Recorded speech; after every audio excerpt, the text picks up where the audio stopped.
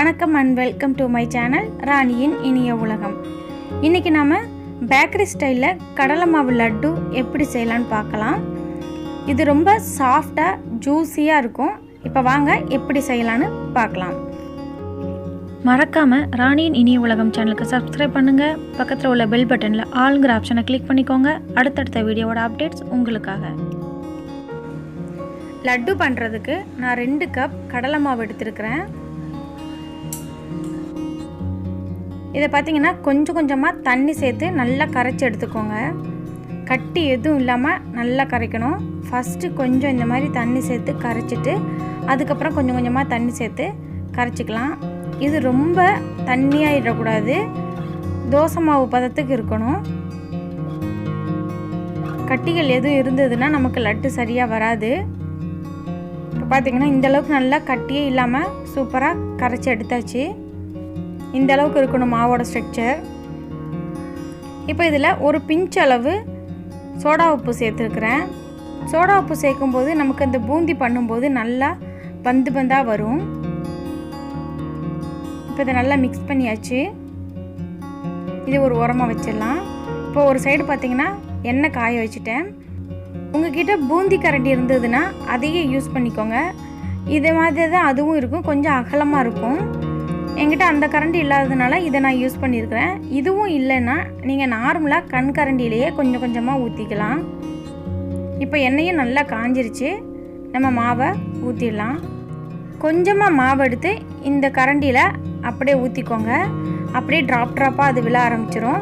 லைட்டாக இந்த மாதிரி ஆட்டி விட்டு டேப் பண்ணிங்கன்னா நல்லா அந்த மாவெல்லாம் ட்ராப்பாக வந்து விழுந்துடும்.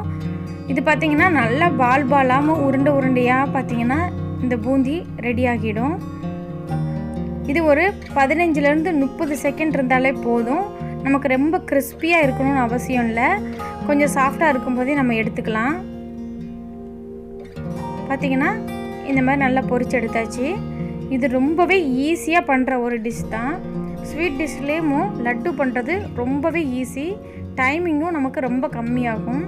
பார்த்திங்கன்னா செகண்ட் டைம் ஊற்றும்போது இந்த மாதிரி மாவை நல்லா வலிச்சு விட்டுட்டு திரும்ப ஊற்றிக்கோங்க. அப்படி இல்லாட்டி அந்த ஹோல்லாம் அடைச்சிருக்கும், நமக்கு வந்து இந்த மாதிரி மாவு நல்லா வடியாது. இதை செஞ்சு முடிக்கிறதுக்கு ரொம்ப கம்மியான டைம் தான் ஆகும். டைமும் ரொம்ப எடுத்துக்காது. அதே மாதிரி பதம் சரியில்லை அப்படின்னா சரியாக வராது அப்படிங்கிற மாதிரிலாம் இல்லை, ரொம்ப ஈஸியாக வந்துடும்.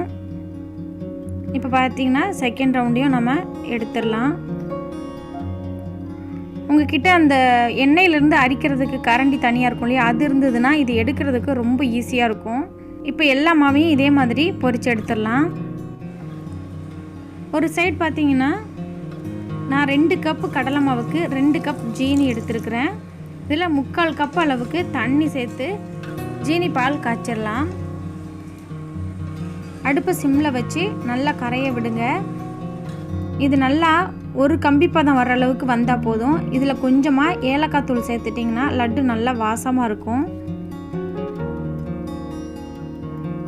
இது பார்த்திங்கன்னா நல்லா சலசலன்னு கொதித்து வரணும். கம்பி பதம் வந்து லைட்டாக கொஞ்சம் சேஞ்சஸ் எதுவும் ஆனாலும் பிரச்சனை இல்லை. அதே மாதிரி ஜீனிப்பால் கொஞ்சம் கூட குறையாக இருந்தாலும் பிரச்சனை இல்லை. நல்லா ஜூஸியான லட்டு தயாராகிடும். இதுக்கு பெர்ஃபெக்டாக இருக்கணும் அப்படிங்கிற அவசியம் இல்லை. இதை பார்த்திங்கன்னா நல்லா சலசலன்னு கொதிச்சிருச்சு. இப்போ பாருங்கள் இதோட கம்பி பாதம் எப்படி இருக்கணும்னா இந்த மாதிரி ஒட்டி நம்ம எடுக்கும்போது லைட்டாக இந்த மாதிரி கம்பி மாதிரி வந்தாலே போதுமானது. இந்த மாதிரி கொஞ்சம் திக்காக வர அளவுக்கு காய்ச்சினாலே போதும். இப்போ இதை அடுப்பு ஆஃப் பண்ணிவிட்டு இறக்கிடலாம். இதில் பார்த்திங்கன்னா நம்ம பொரித்து வச்சுருந்த அந்த பூந்திகளை சேர்த்துடலாம். ஒன்று பூந்தி சூடோட இந்த ஜீராவில் சேர்க்கணும், அப்படி இல்லாட்டி ஜீரா சூடாக இருக்கணும். ஏதாவது ஒன்று சூடாக இருக்கணும். இப்போ எல்லாத்தையும் இதில் கலந்துட்டு நல்லா மிக்ஸ் பண்ணிக்கலாம். இப்போ இதை உடனே நம்ம ஒன்றும் பண்ண போகிறதில்ல, எல்லாம் மிக்ஸ் பண்ணி வச்சுட்டு இது நல்லா ஜீனி பாலில் ஊற அளவுக்கு நம்ம ஊற வச்சிடலாம். ஒரு 15 நிமிஷத்துக்கிட்ட அப்படியே ரெஸ்ட்டில் விட்டுருங்க. இது கலந்ததும் உங்களுக்கு பார்க்குறதுக்கு ரொம்ப ஜீனி பாலாக இருக்கிற மாதிரி தெரியும், ஆனால் ஊறினதுக்கப்புறம் சரியாயிடும். ஜீனி பால் அதிகமாகிடுச்சு அப்படின்லாம் நினைக்க வேண்டாம். இப்போ இதை நல்லா கலந்து விட்டாச்சு. இதை ஒரு 15 நிமிஷம் மூடி வச்சுட்டு அப்புறமா என்ன செய்யலாங்கிறத பார்க்கலாம். இப்போ பார்த்தீங்கன்னா ஒரு 15 நிமிஷம் நல்லா ஊறிடுச்சு. இந்த பூந்தியெல்லாம் நல்லா ஜீனி பாலை அப்சர்வ் பண்ணிடுச்சு.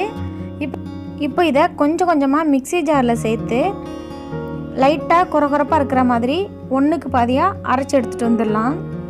ரொம்பையும் மாவு மாதிரி அரைச்சிடக்கூடாது. பூந்தியெல்லாம் நல்லா ஒன்றுக்கு பாதியாக உடையிற அளவுக்கு கொஞ்சம் அரைச்சி எடுத்துகிட்டு வந்தாச்சு. இப்போ இதில் நெய்யில் கொஞ்சமாக கேஷ்யூ நட்டும் ட்ரை கிரேப்ஸும் சேர்த்து வறுத்து கொட்டியாச்சு. இது வந்து ஆப்ஷனல் தான், உங்களுக்கு விருப்பப்பட்டால் இப்படி சேர்த்துக்கோங்க. அப்படி இல்லாட்டி அப்படியே அந்த லட்டு பிடிச்சி சாப்பிட்டாலும் ரொம்பவே டேஸ்ட்டாக இருக்கும். பட் இது எக்ஸ்ட்ரா டேஸ்ட் கொடுக்கும். ஸோ நம்ம இந்த மாதிரி மிக்ஸ் பண்ணியாச்சு. இப்போது உருண்டைகளாக பிடிச்சிடலாம். பாருங்கள், நல்லா ஜூஸியான சூப்பரான லட்டு ரெடி ஆயிடுச்சு. இது நீங்கள் 10 நாள் வச்சு சாப்பிட்டாலும் நல்லா சாஃப்டாக இருக்கும். இதை ஒரு டைம் நீங்கள் செஞ்சு பார்த்துட்டிங்கன்னா கண்டிப்பாக அடுத்து கடையில் வாங்கவே மாட்டீங்க. ஆல்ரெடி நம்ம சேனலில் ஹெல்த்தியான டேட்ஸ் லட்டு எப்படி செய்யலாம் அப்படிங்கிறதையும் போட்டிருக்கேன். அதோட லிங்க்கும் நான் டிஸ்கிரிப்ஷன் பாக்ஸில் கொடுக்குறேன், விருப்பப்பட்டால் செக் பண்ணிக்கோங்க. இந்த லட்டுவை அப்படியே ஒரு பாக்ஸில் ஸ்டோர் பண்ணி வச்சுக்கிட்டிங்கன்னா 10 நாள் வரைக்கும் சாஃப்டாக இருக்கும். பிகினர்ஸ் கூட இது ஈஸியாக ட்ரை பண்ணலாம். இதே மாதிரி அருமையான லட்டுவை நீங்களும் செஞ்சு பார்த்து எப்படி இருக்குங்கிறத கமெண்டில் சொல்லுங்கள். லைக் பண்ணுங்கள், ஷேர் பண்ணுங்கள். மறக்காமல் ராணியின் இனிய உலகம் சேனலுக்கு சப்ஸ்கிரைப் பண்ணி பக்கத்தில் உள்ள பெல் பட்டனையும் கிளிக் பண்ணிக்கோங்க. தேங்க்யூ ஃபார் வாட்சிங்.